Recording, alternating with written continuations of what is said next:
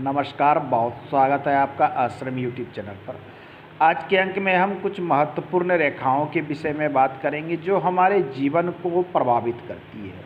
वो रेखाएं निकलती है निम्न मंगल के क्षेत्र से और विभिन्न पर्वत क्षेत्र तक का सफ़र तय करती है। आइए इस हथेली में हम जब देख रहे हैं तो थोड़ी सी देखिए, यहाँ से एक रेखा इस प्रकार से निकली है और यहाँ से चलते हुए ये जाके सूर्य रेखा को काटते हुए सूर्य पर्वत की ओर जा रही है। तो मंगल क्षेत्र से निकलने वाली इस रेखा को हम राहु रेखा कहते हैं।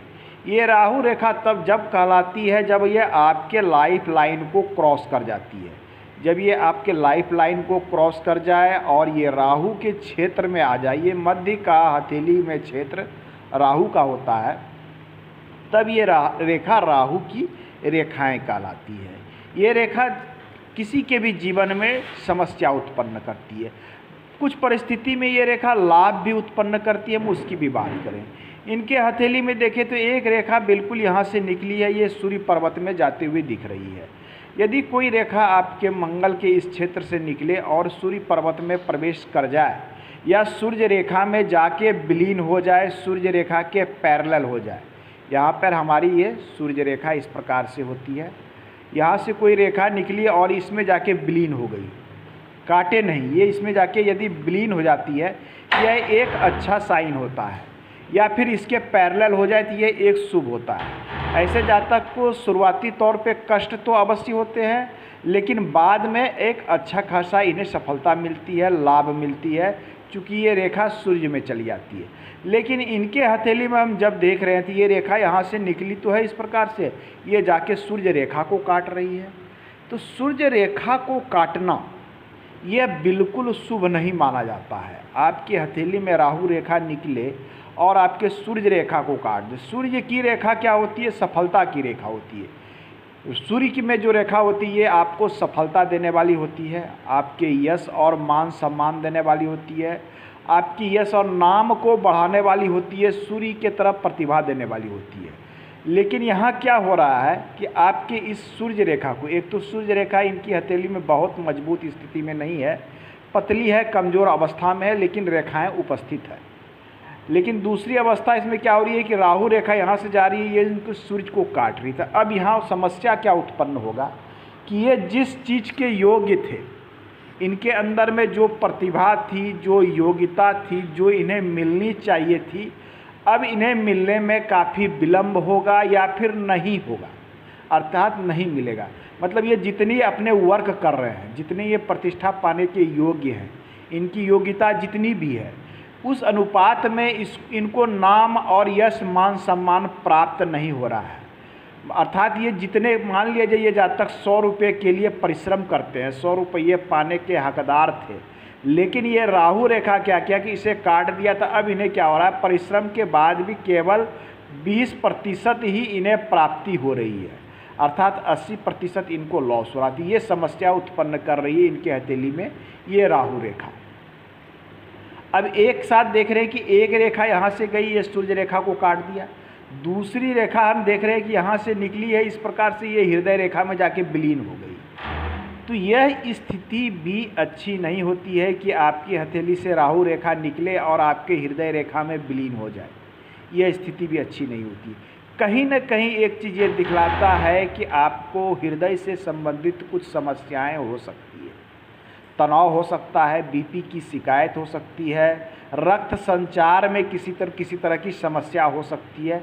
ये राहु रेखा इंडिकेट करती है, तो आपको विशेष यहाँ सावधान रहने की आवश्यकता है।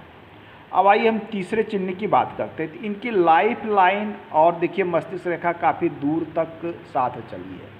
तो एक चीज़ ये निरूपित करता है कि ऐसे जातक पुराने रीति रिवाज नियमों को मानने वाले, काफ़ी सोच विचार कर कार्य करने वाले, ये चीज़ें दिखलाती है कि ऐसे जातक कहीं भी कार्य करते हैं तो काफ़ी सोच विचार कर कार्य करते हैं। साथ में ये जीवन के शुरुआती दौर में संघर्ष को भी दिखलाता है कि काफ़ी संघर्ष में जीवन होगा, डिपेंडेंसी भी होगी, इस प्रकार की चीज़ों को ये इंगित करता है। अब है कि लाइफ लाइन इनकी बहुत क्लियर नहीं दिख रही है इस अवस्था में। मैं थोड़ा सा पिक्चर को जूम करता हूँ तो चीज़ें स्पष्ट होगी। ये देख लीजिए, समुद्रिक शास्त्र कहता है कि यदि रेखा आपकी बिल्कुल क्लियर और साफ सुथरी स्पष्ट है, वो उतनी ही अच्छी मानी जाती है और 100% फल देने वाली। यहाँ हम देख रहे हैं कि यहाँ तक रेखा बहुत इस प्रकार से, तो कहीं न कहीं ये स्वास्थ्य में समस्या को भी दिखलाता है। हालांकि ये स्वास्थ्य में समस्या जो है ये शुरुआती दौर में जीवन में दिख रहा है। वर्तमान समय में ये जीवन में आगे को आ चुके हैं। ये लगभग 50% के लाइफ को जी चुके हैं, अर्थात इनके पहले इनके स्वास्थ्य में कुछ जब अधिक समस्या थी, ये समस्या धीरे धीरे इनको कम होते हुए दिखती यहाँ पर दिखेगी, यहाँ दिखेगी। अब देखते हैं कि इनकी जो है लाइफ लाइन को देख लें हम। लाइफ लाइन काफ़ी बड़ा क्षेत्र को घेर रही है। शुक्र के एरिया को जो ये घेर रही है ये काफ़ी बड़ी है। यहाँ से बिल्कुल इस प्रकार से घेर रही, इतनी दूरी तक। जब आपकी जीवन रेखा बड़े शुक्र क्षेत्र का निर्माण करती है, इस शुक्र को अधिक क्षेत्र में, तो कहीं न कहीं ये दिखलाता है कि जीवन आपका लंबा होगा। चूँकि एक ये लंबा जब एरिया घेरता है तो रेखाएं ऑटोमेटिक आपकी लंबी हो जाती है। जब ये छोटी अवस्था में घेरती है तो रेखाएं ऑटोमेटिक छोटी होती है। तो यहाँ लंबा जीवन को ये स्पष्ट रूप से, क्लियर रूप से ये दिखा रहा है, ये दिख रहा है। अब एक भाग्य रेखा इनकी लग रही है कि बिल्कुल लाइफ लाइन से ही निकल कर ये चल रही है। तो कहीं न कहीं ये चीज़ें दिखलाती है कि इन्हें जो जीवन में आगे बढ़ना होगा या सफलता प्राप्त करनी होगी, ये जो है कहीं न कहीं इनको स्वयं के बल पर करना होगा। लोगों से बहुत अधिक मदद इन्हें प्राप्त नहीं होगी, अपने बल पर जीवन में आगे बढ़ना होगा।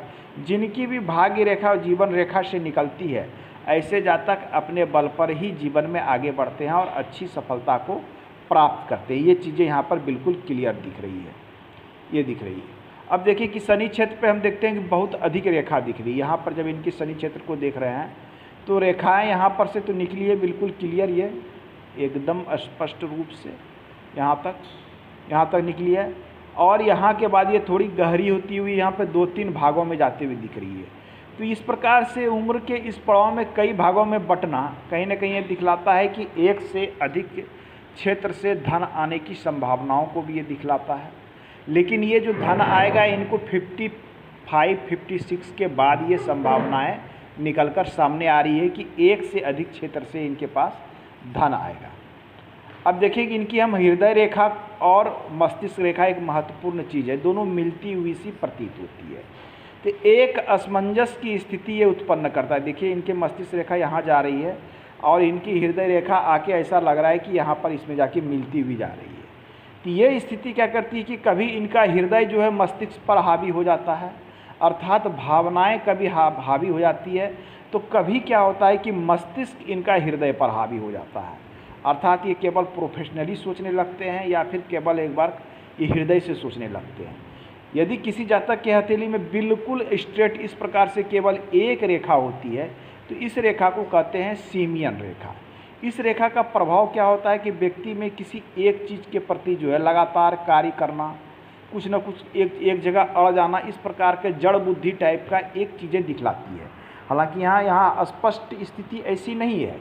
इनकी मस्तिष्क रेखा है वो नीचे की ओर गई है, चंद्र की ओर। थोड़ी सी ये कल्पनाशीलता को भी बढ़ाता है जब तिरछी होती है तो।